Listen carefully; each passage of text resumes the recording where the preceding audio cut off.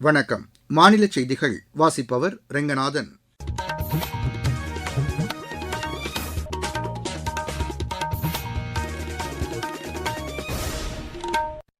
தலைப்புச் செய்திகள்.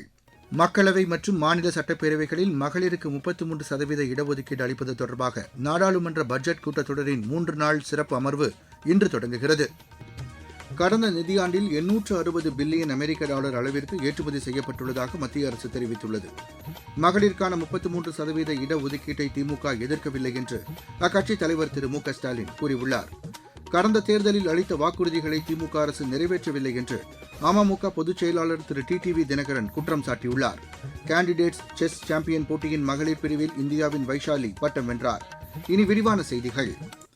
நாடாளுமன்ற பட்ஜெட் கூட்டத்தொடரின் 3 நாள் சிறப்பு அமர்வு இன்று தொடங்குகிறது.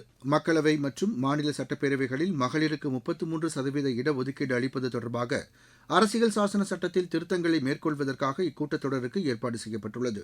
இது தொடர்பாக அரசியல் சாசனத்தின் 131வது திருத்த மசோதா, யூனியன் பிரதேச சட்டங்கள் திருத்த மசோதா மற்றும் தொகுதி மறுவரையறை மசோதா ஆகியவை தாக்கல் செய்யப்பட உள்ளன.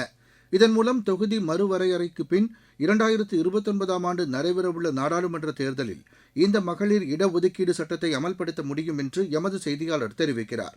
இதற்கிடையே இந்த மகளிர் இடஒதுக்கீடு மசோதா சமநிலையானதாகவும் அனைத்து மாநிலங்கள், சமூகம் மற்றும் பிராந்தியத்தின் விருப்பங்களை கருத்தில் கொண்டுள்ளதாகவும் நாடாளுமன்ற விவகாரத்துறை அமைச்சர் திரு கிரண் ரிஜிஜு உறுதியளித்துள்ளார்.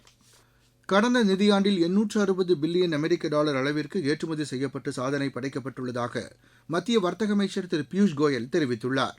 இதுகுறித்து சமூக வலைதளத்தில் பதிவிட்டுள்ள அவர், உலக அளவில் நிகழும் நெருக்கடிக்கிடையே வளர்ந்து வரும் இந்தியாவின் வலிமையான வர்த்தக சூழலை இது பிரதிபலிப்பதாக கூறியுள்ளார்.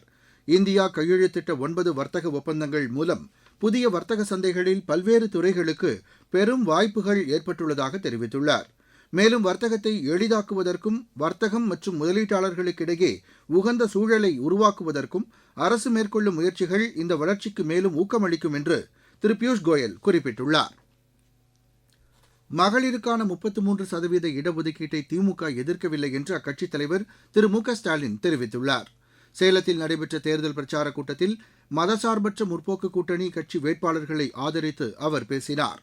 மக்கள் தொகை அடிப்படையிலான தொகுதி மறுவரையறையை மட்டும் எதிர்ப்பதாக கூறினார். மகளிர் நலனை நோக்கமாக கொண்டே திமுக அரசு செயல்பட்டு வந்ததாக கூறிய திரு மு க ஸ்டாலின் மகளிருக்காக தமது அரசு செயல்படுத்திய திட்டங்களை பட்டியலிட்டார். கடந்த தேர்தலில் அளித்த வாக்குறுதிகளை திமுக அரசு நிறைவேற்றவில்லை என்று அமமுக பொதுச் செயலாளர் திரு டிடிவி தினகரன் குற்றம் சாட்டியுள்ளார். தேனி மாவட்டம் போடிநாயக்கனூரில் தேசிய ஜனநாயக கூட்டணியைச் சேர்ந்த அதிமுக வேட்பாளரை ஆதரித்து அவர் பிரச்சாரம் மேற்கொண்டார். அரசு ஊழியர்கள், ஆசிரியர்கள், நெசவாளர்கள், மருத்துவர்கள், செவிலியர்கள், தொழிலாளர்கள், மாற்றுத்திறனாளிகள், தூய்மை பணியாளர்கள் உள்ளிட்ட அனைத்து துறையினரும் தங்கள் கோரிக்கைக்காக போராடும் வகையில் திமுக அரசு செயல்பட்டதாக திரு டிடிவி தினகரன் கூறினார். நீங்கள் கேட்டுக்கொண்டிருப்பது மாநில செய்தி அறிக்கை. இனி தேர்தல் களம்.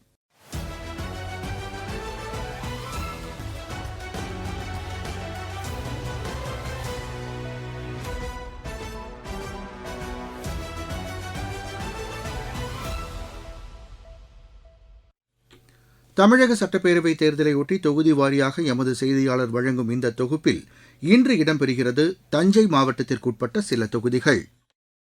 தஞ்சாவூர் மாவட்டத்தில் திருவிடைமருதூர், பாபநாசம், திருவையாறு, கும்பகோணம், ஒரத்தநாடு, பட்டுக்கோட்டை, பேராவூரணி, தஞ்சாவூர் என 8 சட்டமன்ற தொகுதிகள் உள்ளன. ஒரே மாவட்டத்தில் தஞ்சாவூர், கும்பகோணம் என 2 மாநகராட்சிகள் அமைந்துள்ளன. தஞ்சாவூர் மாவட்டத்தில் மொத்தம் 2496 வாக்குச்சாவடிகள் உள்ளன. எஸ்ஐஆர் இறுதி வாக்காளர் பட்டியலின்படி மாவட்டத்தில் ஆண் வாக்காளர்கள் 9,47,278 பேரும், பெண் வாக்காளர்கள் 10,04,012 பேரும், மூன்றாம் பாலினத்தவர் 155 நபர்களும் உள்ளனர். மாவட்டத்தில் மொத்தம் 84 வாக்குச்சாவடிகள் பதற்றமானவையாக கண்டறியப்பட்டு பாதுகாப்பு ஏற்பாடுகள் செய்யப்பட்டுள்ளன. 100% வாக்குப்பதிவை வலியுறுத்தி பல்வேறு விழிப்புணர்வு நிகழ்ச்சிகள் நடத்தப்பட்டு வருகின்றன. தஞ்சாவூர் மாவட்டத்தை பொறுத்தவரை 8 சட்டமன்ற தொகுதிகளிலும் விவசாயமே பிரதான தொழிலாக உள்ளது. இதை தவிர கும்பகோணம் பகுதியில் செய்யப்படும் வெண்கலப் பொருட்கள், திருபுவனம் நெசவு தொழில், பட்டுக்கோட்டை பகுதிகளில் தென்னை வளர்ப்பு, பட்டுக்கோட்டை மற்றும் பேராவூரணி சட்டமன்ற தொகுதிகளில் மீன்பிடி தொழில் உள்ளிட்ட தொழில்களும் உள்ளன. தஞ்சாவூர் மாவட்டம் காவிரி டெல்டா மாவட்டங்களில் முக்கியமான மாவட்டமாகும். கடந்த சட்டமன்ற தேர்தலில் ஒரத்தநாடு சட்டமன்ற தொகுதியை தவிர மற்ற இடங்களில் திமுக வெற்றி பெற்றது. நடப்பு சட்டமன்ற தேர்தலில் அனைத்து தொகுதிகளிலும் பல்முனை போட்டிகள் நிலவுகின்றன. தேசிய ஜனநாயக கூட்டணி சார்பில் கும்பகோணத்தில் தமிழ் மாநில காங்கிரஸ் கட்சியும், தஞ்சாவூரில் பாஜகவும் போட்டியிடுகின்றன. திமுக கூட்டணி சார்பில் பாபநாசத்தில் இந்தியன் யூனியன் முஸ்லீம் லீக் கட்சி போட்டியிடுகிறது. 8 சட்டமன்ற தொகுதிகளில் இதுவரை 94 வேட்பு மனுக்கள் ஏற்றுக்கொள்ளப்பட்டு வேட்பாளர்கள் களம் காண்கின்றனர். அனைத்து கட்சி வேட்பாளர்களும் தீவிர வாக்கு சேகரிப்பில் ஈடுபட்டு வருகின்றனர். தஞ்சாவூர் மாவட்டத்தில் பெரும்பான்மையான தொழில் விவசாயம் என்பதால் ஆறுகள் முதல் கிளை வாய்க்கால்கள் வரை முறையாக தூர்வார வேண்டும். நிலத்தடி நீர்மட்டம் உயர நடவடிக்கை எடுக்க வேண்டும். விவசாயம் சார்ந்து இளைஞர்களுக்கு தொழில் வாய்ப்புகளை ஏற்படுத்தி தர வேண்டும். பேரிடர் காலங்களில் இழப்பீடுகள் வழங்க வேண்டும். நெல் கொள்முதலில் ஏற்படும் இடர்பாடுகளை தவிர்க்க வேண்டும். நெல் உலர்கலன்கள் அமைக்க வேண்டும். பட்டுக்கோட்டை, பாபநாசம் பகுதிகளில் அரசு கலைக்கல்லூரி அமைய வேண்டும். ஒரத்தநாட்டு பகுதியில் உழவர் சந்தை அமைக்க வேண்டும். பெருகி வரும் மக்கள் தொகைக்கு ஏற்ப சாலைகள், மருத்துவ வசதி, தஞ்சாவூர் மற்றும் கும்பகோணத்தில் பேருந்து நிலையத்தை மேம்படுத்த வேண்டும். மாவட்டத்தில் அரசு சட்டக்கல்லூரி அமைக்க நடவடிக்கை எடுக்க வேண்டும். 2028ஆம் ஆண்டு நடைபெறவுள்ள மகாமகத்தை சிறப்பாக நடத்த நடவடிக்கைகள் எடுக்கப்பட வேண்டும். கோவில்கள் அதிகமாக உள்ள கும்பகோணம் பகுதிகளில் சுற்றுலாவை மேம்படுத்த நடவடிக்கை எடுக்க வேண்டும். தஞ்சாவூர் பெரிய கோவிலுக்கு வரும் சுற்றுலா பயணிகளுக்கு தங்கும் வசதி ஏற்படுத்தி தர வேண்டும். மல்லிப்பட்டினத்தில் மீன்பிடி துறைமுகத்தில் தூண்டில் வளைவு அமைக்க வேண்டும் உள்ளிட்ட கோரிக்கைகள் முக்கிய கோரிக்கைகளாக உள்ளன. தஞ்சாவூரிலிருந்து ஆர். நந்தகோபால்.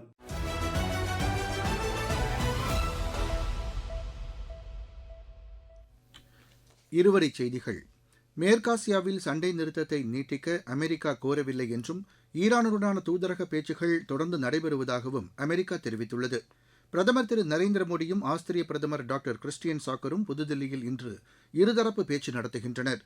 துருக்கியில் பள்ளி ஒன்றில் நடத்தப்பட்ட துப்பாக்கிச் சூட்டில் உயிரிழந்தவர்களின் எண்ணிக்கை 9ஆக அதிகரித்துள்ளது.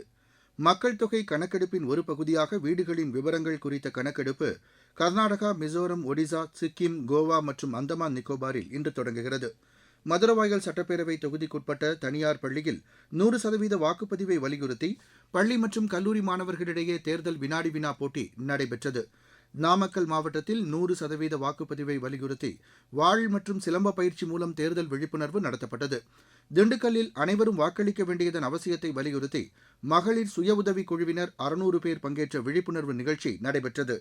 நீலகிரி மாவட்டம் உதகை அருகே அனுமாபுரம் பகுதியில் அண்மையில் காணாமல் போன பெண் ஒருவர் புலி தாக்கியதில் உயிரிழந்தது தெரியவந்துள்ளது. கோடை விடுமுறையில் பயணிகளின் நெரிசலை தவிர்க்கும் வகையில் போத்தனூரிலிருந்து கரக்பூருக்கு இன்றிரவு 11 மணிக்கு சிறப்பு ரயில் இயக்கப்படுவதாக தெற்கு ரயில்வே அறிவித்துள்ளது. விளையாட்டுச் செய்திகள். கேண்டிடேட்ஸ் செஸ் சாம்பியன் போட்டியின் மகளிர் பிரிவில் இந்தியாவின் வைஷாலி பட்டம் வென்றார். சைப்ரஸில் நடைபெற்ற இப்போட்டியில் அவர் இறுதிச் சுற்றில் ரஷ்யாவின் கான்டரினா லாக்னோவை வென்றார். 14 சுற்றுகள் முடிவில் அவர் 8.5 புள்ளிகள் பெற்று இப்பட்டத்தை கைப்பற்றினார். இந்த வெற்றியின் மூலம் இந்த ஆண்டு இறுதியில் நடைபெறவுள்ள உலக செஸ் சாம்பியன் போட்டியில் சீனாவின் ஜுவென் ஜென்னை எதிர்கொள்கிறார். சர்வதேச மகளிர் கால்பந்து போட்டியில் இந்தியா 3ஆம் இடத்தை பெற்றது. கென்யாவின் நைரோபியில் நடைபெற்ற இப்போட்டியில் 3ஆம் இடத்திற்கான ஆட்டத்தில் இந்திய மகளிர் அணி 3-2 என்ற கோல் கணக்கில் மலாவியை வென்றது. இந்திய அணியின் அஸ்தம் ஓரான், அவேகா சிங், பிரியதர்ஷினி செல்லதுரை ஆகியோர் தலா ஒரு கோல் அடித்தனர். ஐபிஎல் கிரிக்கெட் போட்டியில் பெங்களூரு அணி 5 விக்கெட் வித்தியாசத்தில் லக்னோ அணியை வென்றது. பெங்களூருவில் நடைபெற்ற இப்போட்டியில் முதலில் பேட் செய்த லக்னோ நிர்ணயிக்கப்பட்ட 20 ஓவரில் 146 ரன் எடுத்து ஆட்டமிழந்தது. பின்னர் களமிறங்கிய பெங்களூரு 15.1 ஓவரில் 5 விக்கெட் இழப்பிற்கு 149 ரன் எடுத்து வெற்றி பெற்றது. மும்பையில் இன்று நடைபெறவுள்ள ஆட்டத்தில் மும்பை அணி பஞ்சாபை எதிர்கொள்கிறது.